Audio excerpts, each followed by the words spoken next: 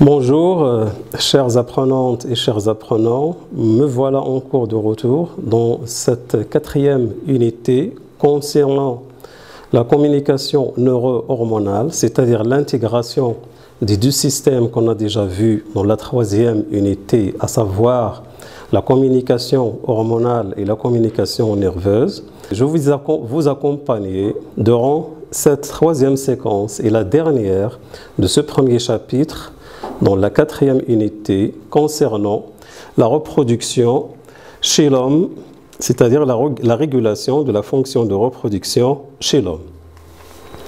Donc on passe au troisième paragraphe, donc rôle de l'hypophyse et de l'hypothalamus dans la régulation des sécrétions hormonales sexuelles chez l'homme. D'abord, on va commencer par ce paragraphe 1, c'est-à-dire on va voir le rôle de complexe hypothalamo-hypophysaire chez l'homme dans la fonction de la reproduction. Donc pour cela, on va d'abord voir l'emplacement et la structure de complexe hypothalamo-hypophysaire. Donc l'hypophyse est une petite glande relayée à la face inférieure de l'encéphale et sécrète plusieurs hormones importantes. Donc c'est une glande qui se trouve au-dessous de l'encéphale. L'hypophyse comprend deux régions. L'hypophyse antérieure, c'est ce qu'on appelle aussi l'adéno-hypophyse, et l'hypophyse postérieure, c'est ce qu'on appelle aussi post-hypophyse. Ces deux lobes sont étroitement liés à l'hypothalamus, c'est-à-dire une région qui se trouve au-dessus de l'hypophyse. Donc voilà l'emplacement de l'hypophyse au niveau du système nerveux. Donc c'est ce qu'on appelle aussi la glande pituitaire. C'est une glande qui se trouve au-dessous de l'encéphale et elle est liée grâce à une tige à l'hypothalamus qui se trouve aussi au-dessous de l'encéphale. Donc pour l'hypophyse, donc ici, dans ce schéma, nous avons des glandes sécréteurs qui se trouvent au niveau de l'hypothalamus et qui ont des terminaisons nerveuses au niveau de la tige de l'hypophyse. Donc là, c'est l'hypothalamus.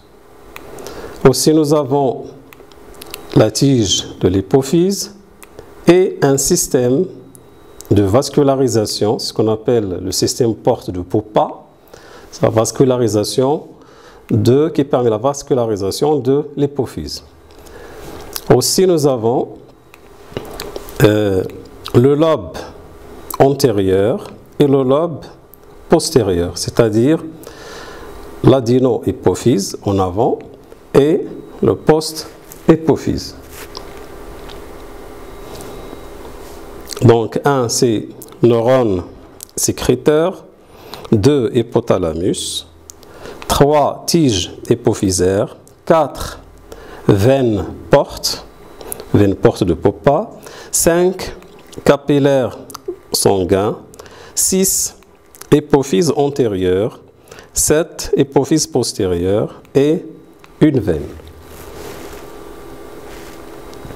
Donc on va mettre en évidence maintenant le rôle de l'hypophyse dans la fonction de la reproduction. Pour cela, on va exploiter un certain nombre d'expériences. Donc des expériences d'ablation et de greffe ont été réalisées chez une souris. Le tableau ci-dessous résume les résultats obtenus. La question, c'est d'interpréter les résultats de ces expériences et dégager la nature de la relation entre l'hypophyse et le testicule. Donc nous avons deux expériences. La première expérience concerne l'ablation de l'hypophyse. Le résultat, c'est la mise au repos de l'appareil génital, en particulier arrêt de la formation des spermatozoïdes. La deuxième, ablation de l'hypophyse plus greffe de l'hypophyse ou bien injection régulière d'extrait hypophysaire et on aura la reprise de fonctionnement normal de l'appareil génital. Je vais commencer à interpréter la première expérience. Donc, suite à l'ablation de l'hypophyse, donc nous avons l'appareil génital qui est mis au repos et en particulier, on a arrêt de la formation des spermatozoïdes. Donc, d'après cette expérience, on peut déduire que l'hypophyse intervient au niveau de testicules, surtout dans la formation des spermatozoïdes, c'est-à-dire la gamétogénèse. Donc l'hypophyse, elle active, ou bien contrôle, ou bien gouverne le testicule, surtout le phénomène de la spermatogénèse.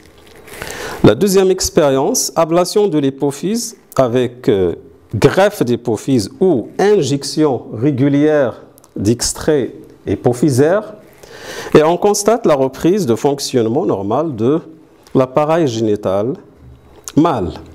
Dans ce cas, lorsqu'on dit qui dit greffe ou bien injection, c'est-à-dire qu'il y a des substances qui vont être véhiculées par le sang et qui vont intervenir au niveau d'un organe très loin, dans ce cas le testicule, et donc on aura la reprise de la spermatogénèse et la reprise de fonctionnement normal de testicules.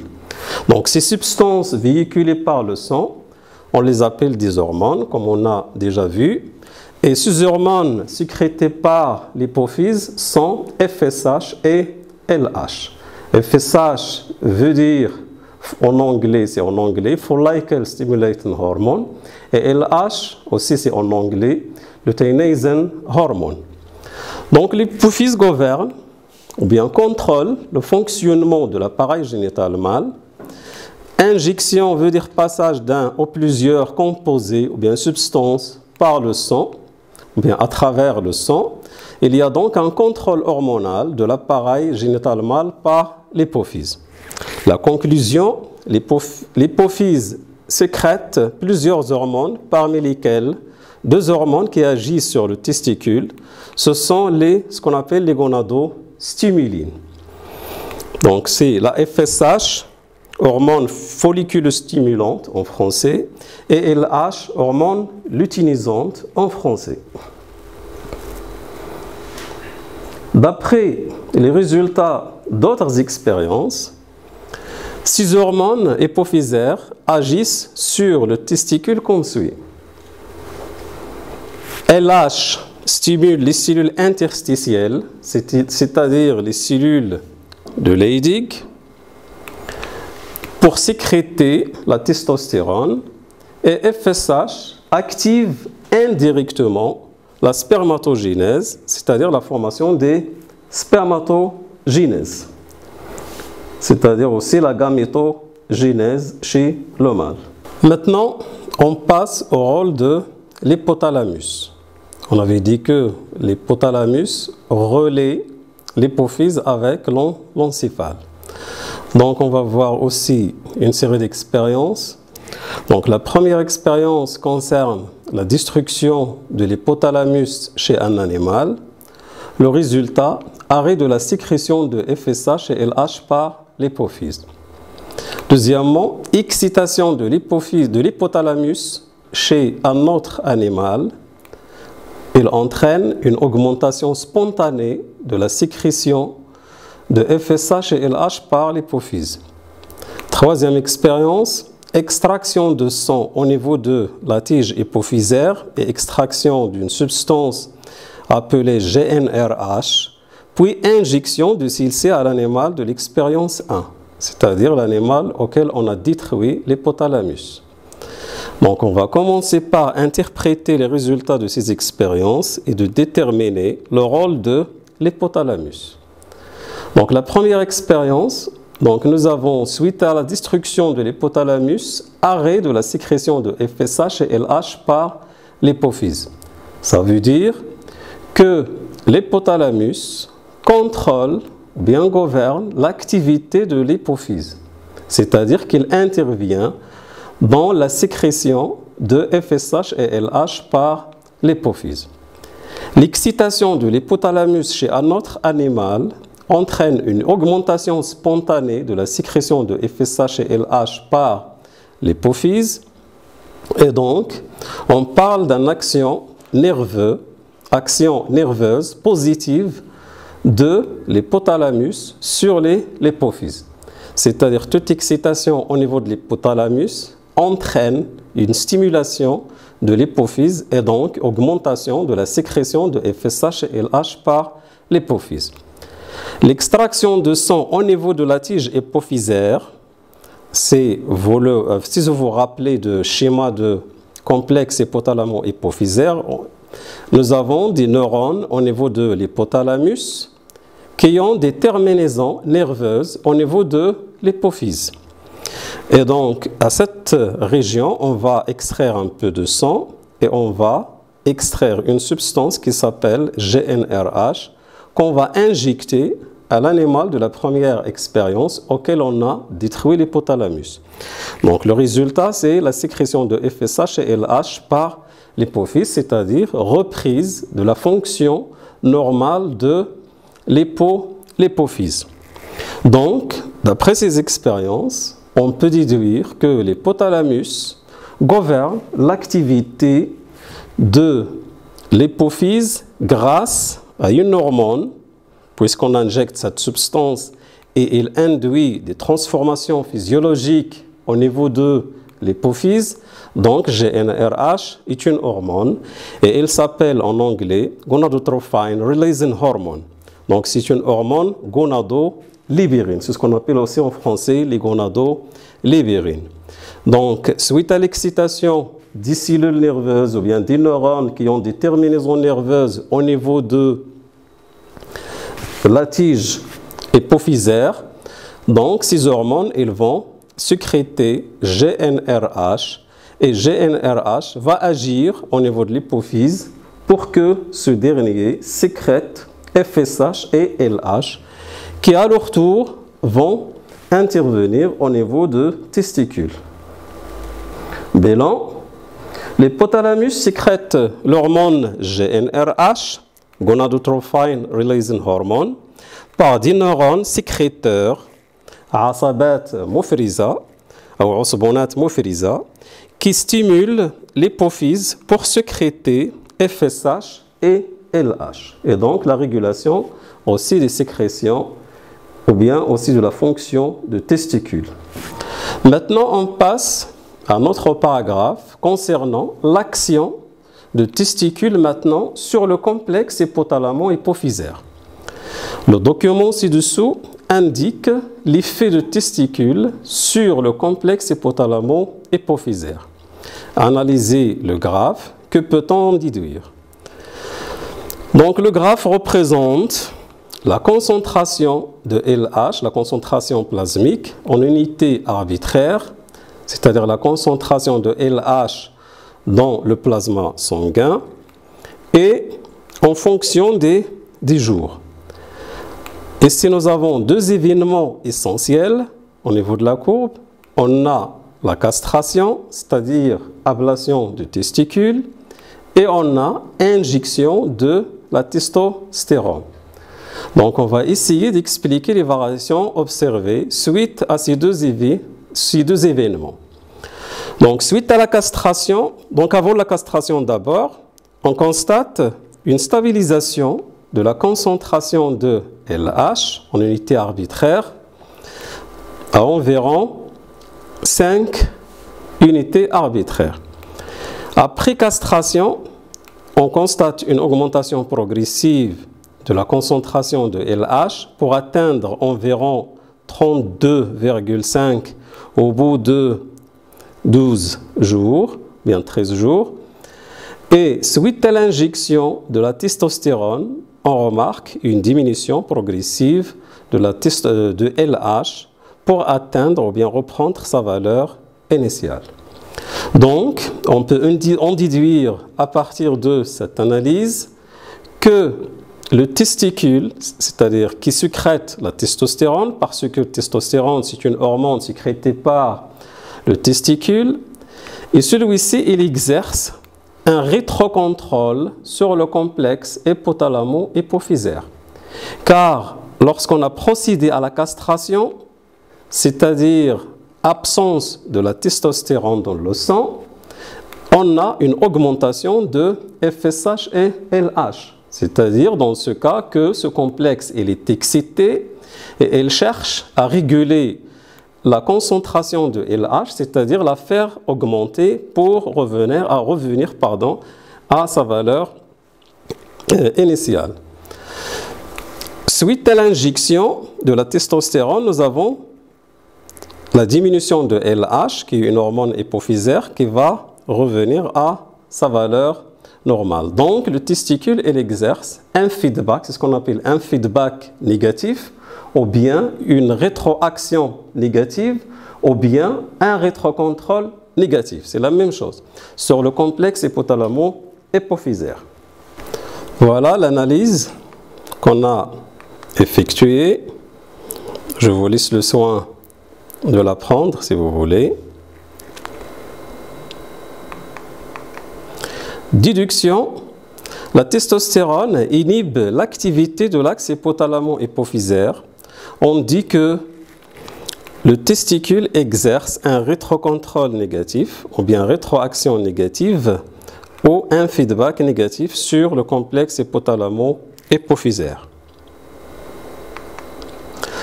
On passe maintenant au schéma bilan de la régulation de la fonction de reproduction chez le mâle, c'est-à-dire chez l'homme.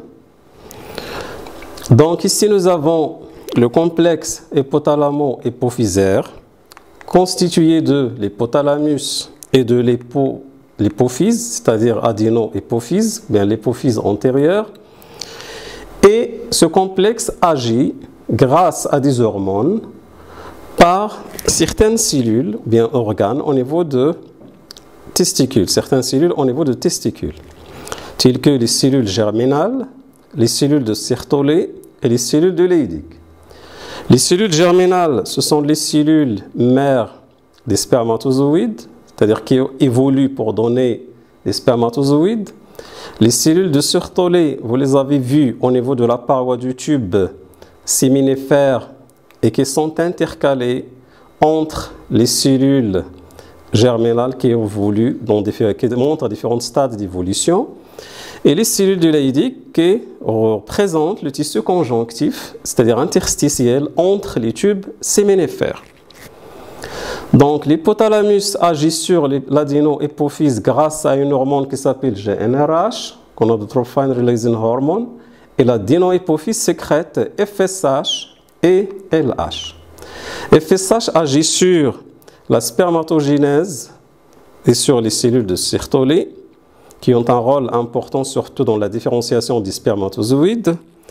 Et voilà la spermatogénèse, c'est-à-dire qu'il agit sur la spermatogénèse.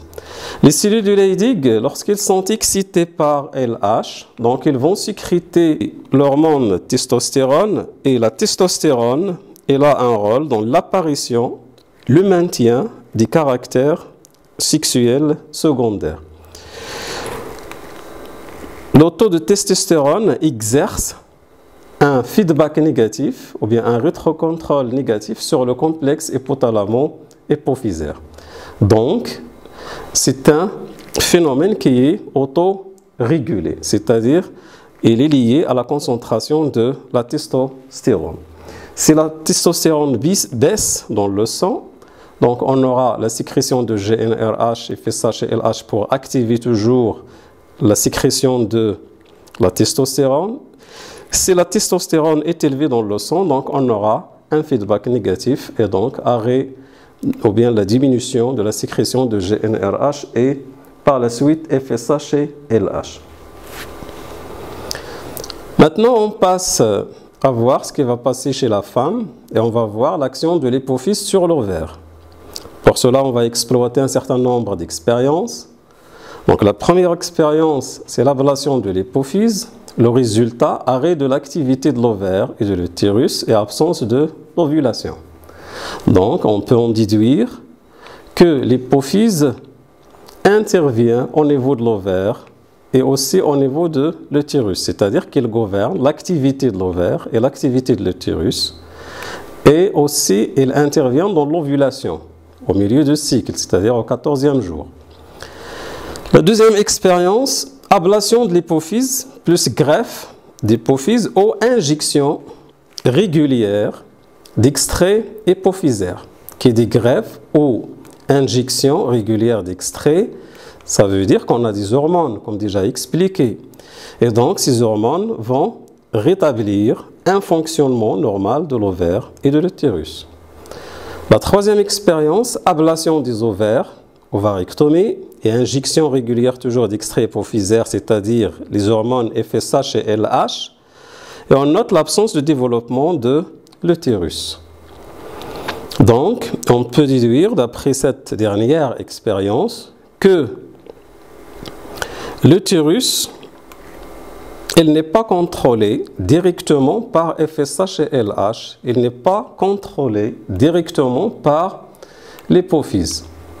Mais l'hypophyse gouverne l'activité de l'ovaire. Et donc, c'est l'ovaire qui contrôle l'activité de l'utérus. C'est-à-dire que l'activité de l'utérus, elle est indirectement contrôlée par le complexe hypothalamo-hypophysaire. Voilà. Donc l'hypophyse agit sur l'ovaire par l'intermédiaire des hormones FSH et LH et l'hypophyse agit indirectement sur l'utérus par l'intermédiaire de l'ovaire, c'est-à-dire par les hormones ovariennes. Donc, en conclusion, ici, nous avons, je vais répéter les différents cycles que vous avez déjà vus dans la séquence 2. Nous avons l'évolution ici dans le premier graphe des hormones hypophysaires, FSH en tiré et LH en trait-plein. Le cycle ovarien, l'évolution aussi des hormones ovariennes et le cycle utérin. Donc, comme vous le voyez, au cours de la phase folliculaire, car le cycle utérin est divisé en 3 phases, la phase folliculaire, la phase ovulatoire et la phase lutéale, ou bien lutéinique.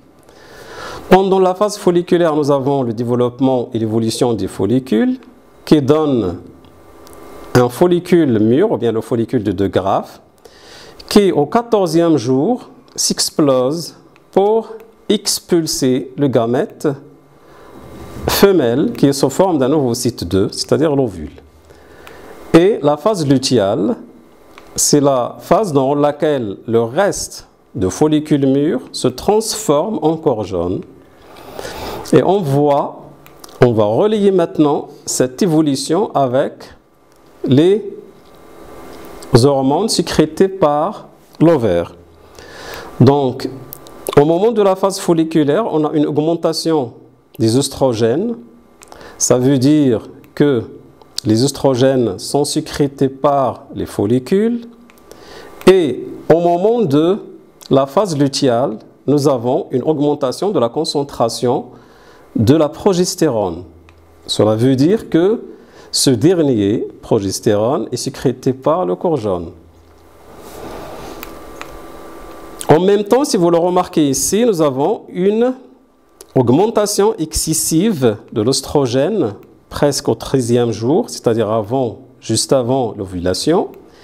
Et cette augmentation excessive est responsable de l'augmentation excessive aussi au niveau de FSH et LH. On parle ici de pic LH ou bien de pic ovulatoire.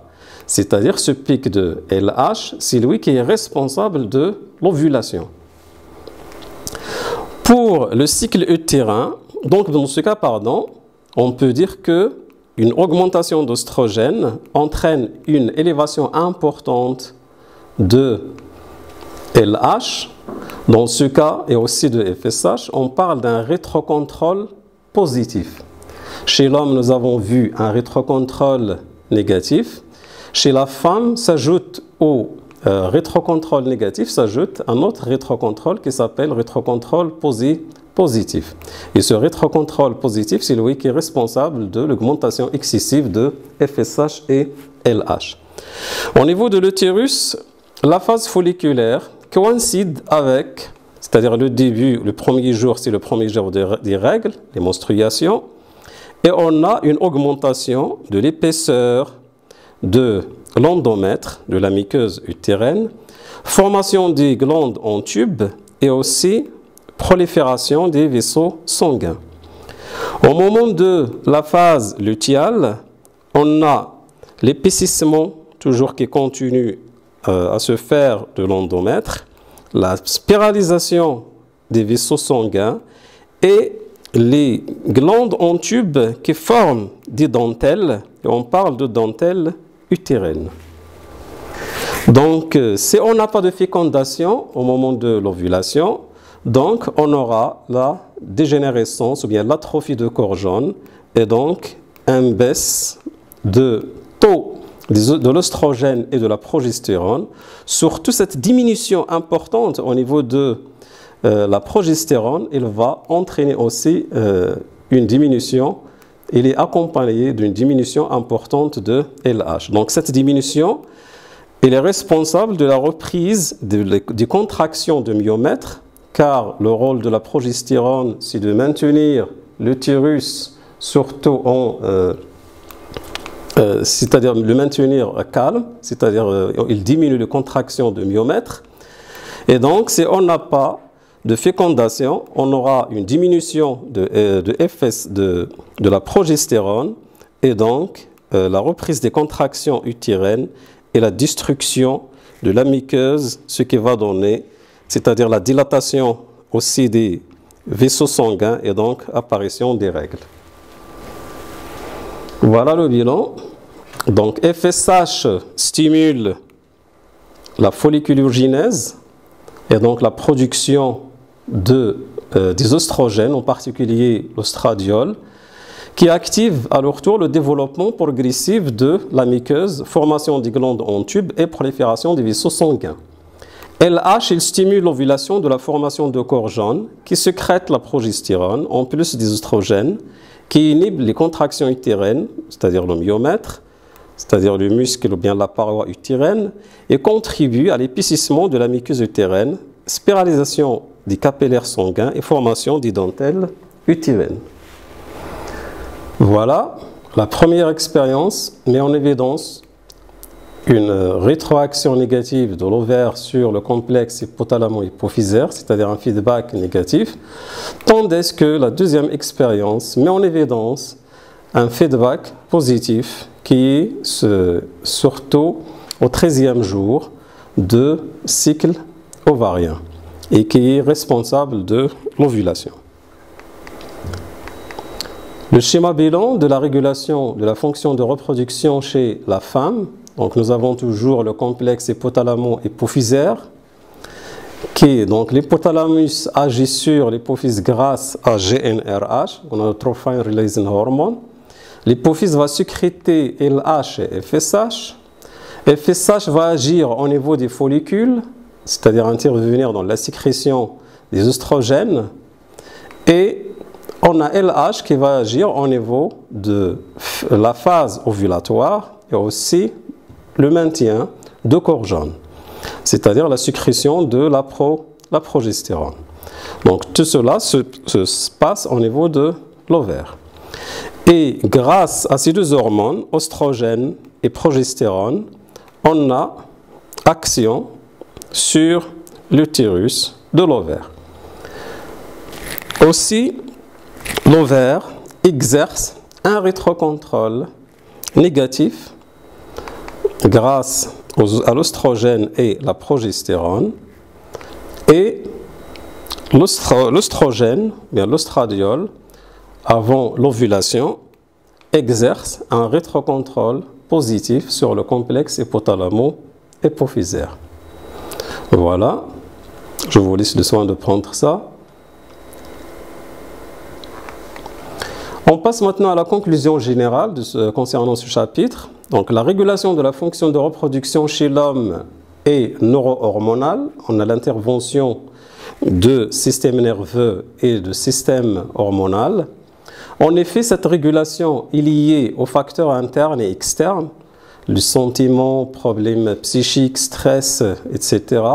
Par conséquent, des centres nerveux stimulent le complexe hypothalamo-hypophysaire qui à son tour intervient dans la régulation du fonctionnement des organes génitaux. Les organes génitaux exercent à leur tour une rétroaction sur le complexe hypothalamo-hypophysaire pour maintenir l'équilibre de la fonction de reproduction et donc homéostasie et intégrité de l'organisme. En conclusion générale, concernant ce chapitre de l'intégration neuro-hormonale, donc la régulation de la fonction de reproduction chez l'homme est neuro-hormonale car on a intervention de la voie nerveuse et de la voie hormonale. En effet, cette régulation est liée aux facteurs internes et externes tels que les sentiments, les problèmes psychiques, stress, etc. Par conséquent, des centres nerveux stimulent le complexe hypothalamo-hypophysaire qui, à son tour, intervient dans la régulation de fonctionnement des organes génitaux.